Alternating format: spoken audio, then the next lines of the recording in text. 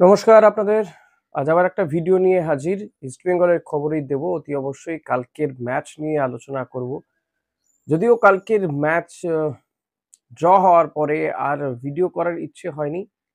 সত্যি কথাটা বলতে মন তো ভেঙেই গেছে। কারণ যে প্লে অফের স্বপ্ন বুনছিলাম আমরা, যে প্লে অফের স্বপ্নের জাল বুনে তুলেছিলাম যে আর দুটো ম্যাচ জিততে পারলে হ্যাঁ, অতি অবশ্য অন্যদের দিকে নজর থাকবে। তাদের উপরেও হয়তো কিছুটা ডিপেন্ড করতে হতো। কিন্তু এই ম্যাচটা ড্র হয়ে যাওয়া অর্থাৎ বেঙ্গালুরুর বিরুদ্ধে যেভাবে ম্যাচটা ড্র হলো একদম শেষ ল্যাপে এসে ড্র হওয়া, তীরে এসে তরি ডোবার মতন, সত্যি ভোলার নয়। এই লড়াই সত্যি ভোলার নয়। আজকের এই ভিডিওতে আমি বিশেষ কয়েকজনের ভূমিকা নিয়ে আলোচনা করব এই ম্যাচ এবং টোটাল আইএসএল এ ইস্ট বেঙ্গলের যে জার্নি, তো সেটা নিয়ে আলোচনা করব আজকের এই ভিডিওতে। অতি অবশ্যই ঘুরে ফিরে তো আসবেই গতকালের ম্যাচটা। তো ভিডিওর শুরুতেই যেমনটা প্রত্যেক ভিডিওতে বলে থাকি যে ভিডিও ভালো লাগলে লাইক কমেন্ট শেয়ার করতে ভুলবেন না, চ্যানেলে নতুন হলে সাবস্ক্রাইব করে নেবেন। প্রথমে আসা যাক গতকালের ম্যাচটা আমরা ড্র করলাম কেন, কিভাবে ড্র হয়ে গেল, কারা কারা এর জন্য দায়ী। আমার কাছে এই ম্যাচটা হারেরই সমান। হেরে গেলাম আমরা, একদম শেষ লগ্নে এসে হেরে গেলাম। কারণ এই ম্যাচটা ড্র হলো মানে আমরা কিন্তু প্লে অফের লড়াইয়ে যে গতকালের আগে পর্যন্ত টিকেছিলাম, ম্যাচটাতে খেলতে নামার আগে পর্যন্ত, ইনফ্যাক্ট আহ প্রায় ৮৭ মিনিট পর্যন্ত যেভাবে প্লে অফের লড়াইতে ছিলাম, তারপরে হঠাৎই আমরা প্লে অফের লড়াই থেকে ছিটকে গেলাম। তো এই ম্যাচটা ড্র হওয়া বা এই প্লে অফের লড়াই থেকে ছিটকে যাওয়া, বিশেষ করে এই ম্যাচটা ড্র হওয়ার পিছনে কারা কারা দায়ী।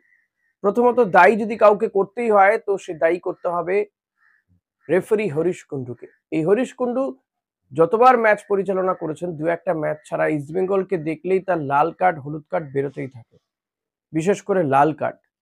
এবং তিনি গোটা ম্যাচে কতগুলো কার্ড দেখালেন, ইস্টবেঙ্গলকে কতজনকে কার্ড দেখালেন, এবং লাল কার্ড দেখানোর জন্য তিনি যেন উদগ্রীব থাকেন। দিয়ামান্তাকোসকে যেভাবে তিনি লাল কার্ড দেখালেন সেটা অন্যায়।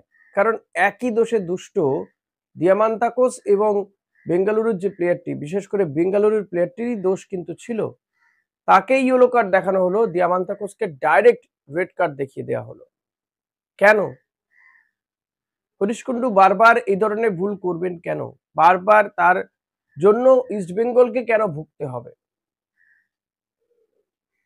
দেবব্রত সরকাররা বলছেন বটে যে তারা রাস্তায় নামবেন। তারা এর আগেও কেন্দ্রীয় সরকারের দ্বারস্থ হয়েছেন, এআইএফএফ এর প্রেসিডেন্টের দ্বারস্থ হয়েছেন, কিন্তু কোনোটা কাজ হয়নি। না হলে এই ধরনের জঘন্য রেফারি তো হতে পারে না। এমন একটা গুরুত্বপূর্ণ দিনে হরিশ কুন্ডুর মতন রেফারিকে দেওয়া কোথাও গিয়ে কি এটাও একটা প্ল্যান? আমি জানি না কে বা কারা এর পেছনে দায়ী, কেন প্ল্যান করেন। ইস্টবেঙ্গলকে দেখে এত ভয় পাওয়ারই বা কি আছে? ইস্টবেঙ্গল তো একদম শেষ ল্যাপের টিম ছিল। তারা স্বপ্ন দেখিয়েছিল কোটি কোটি সমর্থকদেরকে, কিন্তু সেই স্বপ্ন এক লহমায় চুরমার করে দিয়ে যান এই সমস্ত হরিশ কুন্ডুরা। আমি কিন্তু আমার অনেকগুলো ভিডিওতে বলেছি যে এই হরিশ কুন্ডুদের জন্য, এই জঘন্য রেফারিং এর জন্য কিন্তু ভালো কোনো বিদেশি তারা এই দেশে এসে খেলতে চাইবেন না। এতে দেশের কি গৌরব বাড়ছে, দেশ কোথায় যাচ্ছে সেটাও তো দেখতে হবে। ফুটবলে ভারত কোথায় অবস্থান করছে ফুটবল মানচিত্রে গোটা বিশ্বের? কোনো বিদেশি প্লেয়ার এই দেশে খেলতে আসতে চাইবেন না এরপরে, এরপরে আর কোনো বিদেশি প্লেয়ারই আসতে চাইবেন না। এই হরিশ কুন্ডুদের নিয়ে বোধহয় ভাববার সত্যিই কারণ আছে। কারণ না হলে কিন্তু এভাবেই আমরা যতই ভালো খেলি, এভাবে হারিয়ে দেওয়া হবে। দেখুন এই আইএসএল এ শুধু যে ইস্টবেঙ্গল রেফারিং নিয়ে কমপ্লেন করেছে এমনটা তো নয়। একাধিক ক্লাব কিন্তু কমপ্লেন করেছেন রেফারিং নিয়ে। প্লে অ্যাক্টিং এর মারাত্মক হয়েছে। একের পর এক ম্যাচে আমরা তো দেখেছি যে কোথাও চোট লাগলোই না, প্লে অ্যাক্টিং করে পড়ে গেল তো অপোনেন্ট টিমকে রেড কার্ড দেখিয়ে দেওয়া হলো। এই মোহনবাগান ম্যাচেই হয়েছিল। লাস্ট ম্যাচটা মোহনবাগানে যে লাস্ট ম্যাচটা তারা খেললো মুম্বাইয়ের সঙ্গে, শুভাশিস যে প্লে অ্যাক্টিংটা করলো, কি রেফারির ন্যূনতম জ্ঞান থাকবে না এগুলো যে কি প্লে অ্যাক্টিং করছেন না করছেন? নাকি একবারে ফুটবল কোনোদিন নিজেরাও খেলেননি, কোনো খেলা আগে পরিচালনা করেননি, একেবারে ডাইরেক্ট আইএসএল পরিচালনা করছেন, তা তো নয়। তারপরেও এই জঘন্য রেফারিং কেন হবে? তো আমি ভিলেন রাখবো শুরুতেই রেফারি এই হরিশ কুন্ডুকে। এরপর যদি আসা যায় দিয়ামান্তাকোস। এমন একটা গুরুত্বপূর্ণ দিনে রেফারি নিয়ে আরেকটা বলতে হয়, কেন দিয়ামান্তাকোসের পায়ে ফাঁক দিয়ে বলটা গলে যাওয়া, যেখানে নাওরে মহেশ শট করলো, গোল হলো, সে গোলটা বাতিল হয়ে গেল, কোথায় অফসাইড হলো? দিয়ামান্তাকোসের পায়েই যদি টাচ না হলো, কেন অফসাইড হলো? জানি না। সেটা অফসাইড দিয়ে গোলটা বাতিল করে দেওয়া হলো। আশ্চর্য ব্যাপার। বা যে হ্যান্ডবলটা দেয়া হলো, এতদিন আইএসএল এ বলে আসা হচ্ছিল যে ইচ্ছাকৃতভাবে বলটা ঠেকানোর যদি চেষ্টা না হয়ে থাকে তাহলে সেটা হ্যান্ডবল নয়। তো নিশু কুমারকে অন্তত যেভাবে রিপ্লেতেও দেখা যাচ্ছে, কোথাও তো তিনি বলটা হাত দিয়ে ঠেকাতে গেছেন বলে মনে হয়নি। তিনি তো হেড দিতে গিয়েছিলেন, হাতটা বাইরে ছিল, লেগে গেছে। তো সেটা হ্যান্ডবল দেওয়া হলো, পেনাল্টি দেওয়া হলো। এটা ছাড়া উপায় ছিল না। কারণ বেঙ্গালুরু নিজেরা খেলে গোল করতেই পারছিল না। ১০ জনের ইস্টবেঙ্গল শেষ বিন্দু পর্যন্ত লড়াই করছিল, যেটা অস্কার ব্রুজো কথা দিয়েছিলেন। এবং আর কয়েক মিনিট হয়তো লড়াই করার দরকার ছিল, সেটাও করতে দিল না। এরপর যদি আসা যায় দিয়ামান্তাকোস, গোটা ম্যাচে কি করলেন দিয়ামান্তাকোস? বরং একটা গোল তো করতে পারলেন না, একটা গোল তার জন্য বাতিল হলো। আর তিনি কি করলেন? ওইভাবে আচরণ করে রেড কার্ড দেখে মাঠ থেকে বেরিয়ে গেলেন। দলকে চূড়ান্ত চূড়ান্তভাবে ডুবিয়ে ছাড়লেন। গোটা আইএসএল এ কি করেছেন তিনি? যখন দল একের পর এক ম্যাচে লড়াই করছে, ফিরে আসার চেষ্টা করছে, তখন তিনি কি করছেন? হাত পা ছুটছেন। না তাকে সঠিক জায়গায় পাস দেওয়া হচ্ছে না, তিনি গোল করতে পারছেন না। বল পেলেই নাকি তিনি গোল করেন। ইন্টারভিউতে বলেছিলেন। হতে পারেন তিনি গতবারের হাইয়েস্ট স্কোরার, কিন্তু তার এবারের ফর্মের ধারে কাছে নেই। এক্ষেত্রে অস্কারের বিরুদ্ধে আমার একটা নালিশ বলতে পারেন বা একটা অভিযোগ আছে। কেন এই ধরনের প্লেয়ারকে এই গুরুত্বপূর্ণ ম্যাচের শুরু থেকে খেলানো হলো? যেখানে গত ম্যাচেও তার চোট লাগলো। কেন ডেভিডকে শুরু থেকে খেলানো হলো না? দিয়ামান্তাকোসের মতন এমন দায়িত্ব জ্ঞানহীন প্লেয়ার যারা রেড কার্ড দেখে মাঠ ছাড়েন, তাদেরকে কেন সুযোগ দেয়া হবে বারবার করে? কেন সুযোগ দেয়া হবে এমন একটা অফ ফর্মে থাকা প্লেয়ারকে এমন একটা গুরুত্বপূর্ণ ম্যাচে খেলানো? যেখানে ডেভিড নামলেই গোল করেন। অস্কার তিনি নিজেও জানেন।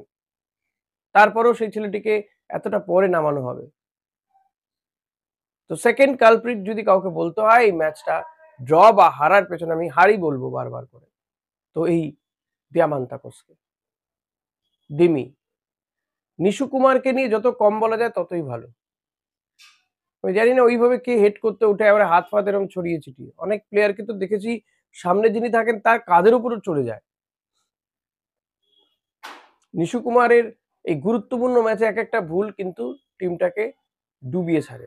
ভেবে দেখুন চেন্নাই ম্যাচে কি একটা দলা পাকালো, ভুলভাল করলো, তার জন্য গোল হয়ে গেল। আর ম্যাচটা আমরা হেরে গিয়েছিলাম। এই ম্যাচটাও একেবারে তীরে এসে তরি ডুবে গেল এই নিশু কুমারের হ্যান্ডবলটার জন্য। এবার যদি আসা যায় অস্কার ব্রুজোর কথায়। অস্কার ব্রুজোকে কালপ্রিট বলবো না আমি কোনো মতেই, কিন্তু তিনি যে লড়াইটা ইস্টবেঙ্গলের রক্তে, সেই লড়াইটাকে তিনি জাগিয়ে তুলেছেন। লড়াই করতে শিখিয়েছেন এই টিমের প্লেয়ারগুলোকে। তিনি আসার পরে ইস্টবেঙ্গল প্লে অফে যাওয়ার স্বপ্ন দেখেছে। নাহলে তো প্রথম ৬টা ম্যাচে পরপর হার, ৭টা ম্যাচে ১ পয়েন্ট। সেখান থেকে শেষ ৫টা ম্যাচ জিতে তাদেরকে প্লে অফে যেতে হতো। জিতলেই হতো না, আরো কয়েকটা টিমের খেলার উপর ডিপেন্ড করতে হতো। কিন্তু সেই অস্কার ব্রুজো ২-১ টা আমার চোখে বা অনেকের চোখে আমার মনে হয় ভুল ধরা পড়েছে। আমি জানি না আপনারা একমত হবেন কিনা? যদি একমত না হন বা একমত হন কমেন্ট করে জানাবেন। যে ডেভিডকে নামানো হলো কিন্তু অনেকটা পরে। আমার মতে ডেভিডকে ম্যাচের শুরু থেকেই নামানো উচিত ছিল আজকে। ২ মেসি বাউলিকে ওই জায়গায় বসানো ঠিক হয়নি। মেসি বাউলি এত দ্রুত কিন্তু ক্লান্ত হয়ে যান না। তিনি ক্যামেরুনের প্লেয়ার, মনে রাখতে হবে। তো তাকে বসিয়ে দিয়ে ডেভিডকে নামানোর কোনো যুক্তি আমি খুঁজে পাই না। কারণ তার মতন এমন একটা বড় চেহারার স্ট্রাইকারকে সামনে দেখলে বেঙ্গালুরু এফসির মাঝমাঠ বলুন, ডিফেন্স বলুন, তারা কিন্তু ভয় পাচ্ছিল এবং যেকোনো মুহূর্তে তিনি দৌড়ে বল ধরে সেটাকে গোলে পরিণত করতে পারেন, সেটা গত ম্যাচে দেখিয়েছেন। যিনি স্কোর করলেন এমন একটা প্লেয়ারকে কিন্তু বসিয়ে দেওয়াটা উচিত হয়নি বলেই আমার মনে হচ্ছে। আমি জানি না আপনারা এক্ষেত্রে একমত হবেন কিনা। আর বাকি অস্কারকে বলবো হ্যাটস অফ। তিনি যে লড়াইটা করে দেখিয়েছেন তার জন্য সত্যি হ্যাটস অফ অস্কার ব্রুজো। এই কোচকে তো আমার মনে হয় বছরের পর বছর রেখে দেওয়া উচিত। ইস্ট বেঙ্গলকে যদি সাফল্য পেতে হয়, একটা টিমকে ধরে রাখতে হবে, এমন একজন কোচকে ধরে রাখতে হবে যিনি লড়াইয়ে ফিরে আসার বার্তা দেন, যিনি তার খেলার মাধ্যমে, তার টিমের প্লেয়ারদেরকে বুস্ট আপ করেন, তাদেরকে জাগিয়ে তোলেন এবং দর্শকের মনে আশার সঞ্চার করেন যে না, আমরাও পারি। কি খেলাটাই না কালকে খেলেছে, কি অসাধারণ ফুটবল খেলেছে ইস্ট বেঙ্গল কালকে। সুনীল ছেত্রীও বলছিলেন যে 10 জনের যেভাবে ডিফেন্স করছিল তারা, কিন্তু কি হলো, পারলাম না আমরা প্লে অফে যেতে। তবে দুঃখ নেই, কারণ আমরা তো শুরু থেকেই বলে আসছিলাম, শুরু থেকে তো আশা ছিল না প্লে অফে যাওয়ার, কিন্তু অন্তত সম্মানজনক অবস্থায় তো শেষ করলে ইস্ট বেঙ্গল। এখনো একটা ম্যাচ বাকি আছে, আশা করব সেই ম্যাচে রিজার্ভ বেঞ্চে সমস্ত প্লেয়ারদেরকে সুযোগ দেবেন অস্কার ব্রুজো। সেই ম্যাচটাও জিতে আমরা অন্তত ভালো জায়গায় থাকি। মেসি বাউলির কথা বলতেই হয়, যেভাবে তিনি দলকে টেনে নিয়ে গিয়েছেন, যেভাবে গোল করেছেন, তারপরেও যে লড়াইটা তিনি করেছেন, এমনকি যখন তিনি বসে গিয়েছেন তখনও টান টান একটা উত্তেজনা অনুভব করেছেন। আমি দেখছিলাম যখন সুনীল ছেত্রী পেনাল্টি মারতে গেল, মেসি বাউলি অন্যদিকে মুখ করে দাঁড়িয়েছেন। তিনি চাইছিলেন ভীষণভাবে জিততে, আরো কয়েকটা ম্যাচ আইএসএল এ খেলতে, তার যে কারুকাজ সেটা দেখাতে। তাকে ঘিরে খুব বেশি আশা কিন্তু কেউ করেনি, কিন্তু সেই মেসি বাউলি কিন্তু প্রমাণ করে ছাড়লেন যে তিনি কি, তার ভেতরে কি পার্টস রয়েছে। এমন একজন প্লেয়ারকে অস্কার ব্রুজো বলছেন এই প্লেয়ারকেই দরকার ছিল। তো দরকার ছিল এই প্লেয়ারকে, কেন এত দেরি করে আনা হলো? আরেকটু আগে যদি তৎপর হতেন ইস্টবেঙ্গল কর্তারা, তাহলে হয়তো ইস্টবেঙ্গল আজকে হাসতে হাসতে প্লে অফে যেতে পারত। ইস্টবেঙ্গল কর্তাদেরকেও কিন্তু এর দায় নিতে হবে। যখন ম্যাচটা ইস্টবেঙ্গল ড্র করলো, মেসি বাউলির মুখটা দেখে সত্যি খারাপ লাগছিল। আমাদের কি খারাপ লাগছিল সত্যি, তারা তো মাঠে খেলে, গোল করেছিল প্লেয়ারটি, গত ম্যাচে ওইভাবে গোল করেছিল। যে লড়াইটা তিনি লড়েন, সবচেয়ে বড় কথা তিনি বুস্ট আপ করেন অন্যান্য প্লেয়ারদেরকে, একটা ক্যাপ্টেন সুলভ ভাব আছে তার মধ্যে। ড্রিঙ্কস ব্রেকে তো আমি দেখছিলাম তিনি কিন্তু অন্যান্য প্লেয়ারদেরকে অস্কার যখন বোঝাচ্ছেন, তিনিও কাউকে কাউকে বোঝাচ্ছেন যে কি করতে হবে, আরো কিভাবে আরো কিছুটা সময় যাতে এই লড়াইটা চালিয়ে যাওয়া যায়। মাঠের বাইরে থেকেও তিনি সেটা করছিলেন। Hats off. মেসি বাউলিকেও সত্যি কৃতজ্ঞ তার কাছে। মেসি বাউলি অসাধারণ প্লেয়ার, এই ধরনের প্লেয়ারকেও ধরে রাখা উচিত বলে আমার মনে হয়। আপনাদের কি মতামত অতি অবশ্যই জানাবেন। আপনাদের চোখে কারা কালপ্রিট কালকের ম্যাচের এই ড্র বা হারের পেছনে, সেটাও লিখে জানাতে ভুলবেন না। আর আমি পরে কোনো ভিডিওতে জানাবো, যদি কেউ প্রেডিকশন কারো মিলে থাকে নিঃসন্দেহে তার নাম জানিয়ে দেবো। আজকের মতো এখানেই শেষ করছি, দেখা হবে আবার অন্য কোনো ভিডিওতে। ততক্ষণ আমার ভিডিওগুলো সব দেখতে থাকুন, নিজেদের কমেন্ট লিখতে থাকুন। ভিডিওটি ভালো লাগলে লাইক কমেন্ট শেয়ার করবেন, চ্যানেলে নতুন হলে সাবস্ক্রাইব করে নেবেন, বেল বাটনটা প্রেস করতে ভুলবেন না। Thank you.